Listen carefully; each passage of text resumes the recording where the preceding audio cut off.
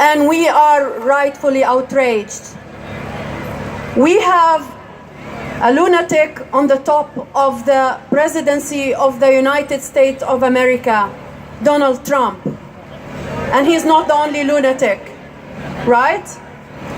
As a Palestinian, I know that far too well.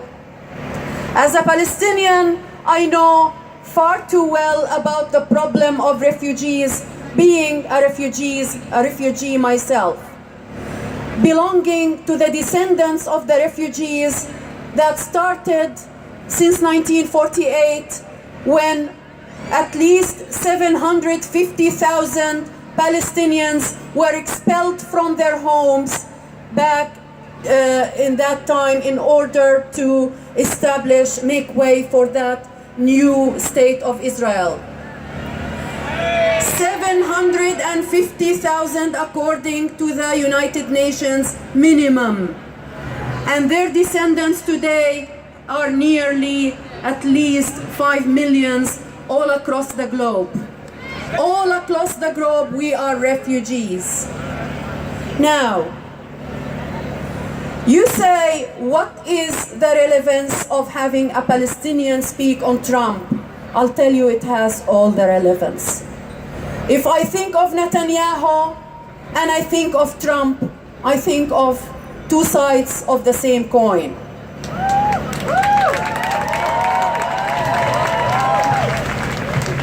Trump came like a cannonball to the presidency saying, we want to stop and close the borders and chase the refugees and not allow Muslims. He wants to build a wall across the border with Mexico.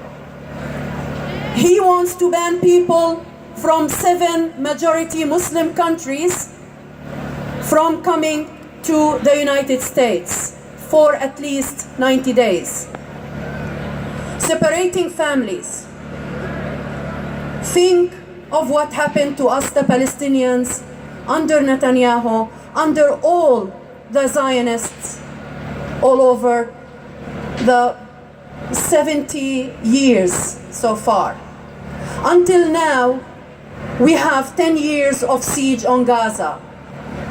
Until now, we have over 12 years of building the separation wall. Excuse me, they call it the separation wall, we call it the apartheid wall.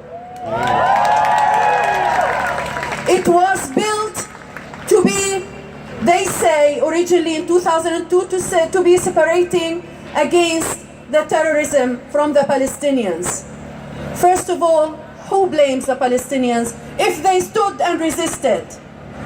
Second of all, this separation wall was actually grabbing land and cutting through all our families, all our agricultural lands, and it effectively became double the size of the Green Wall that was established in 1949. This is the separation wall of Netanyahu that actually Trump is boasting about and thinking, we can do that, it's doable, look at Netanyahu. What an example.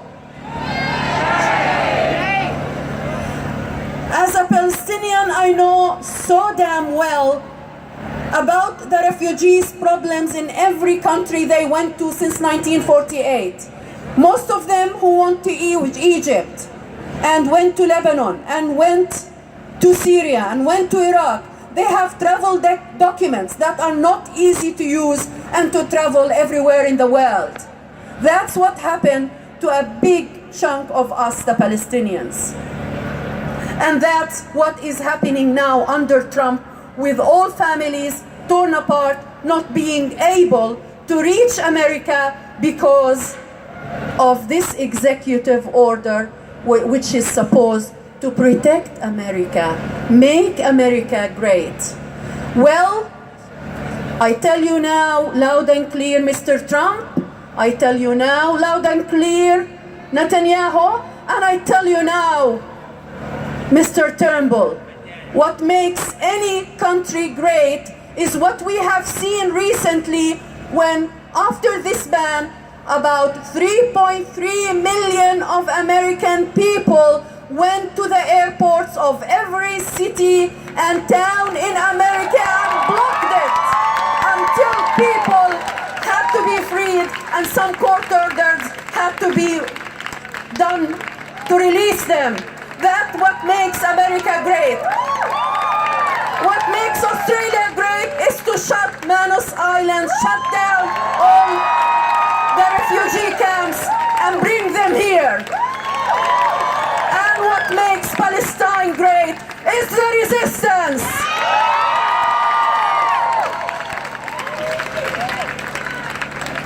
Martin Luther King said once, it's never too late to do the right thing. There is always the right time to do the right thing.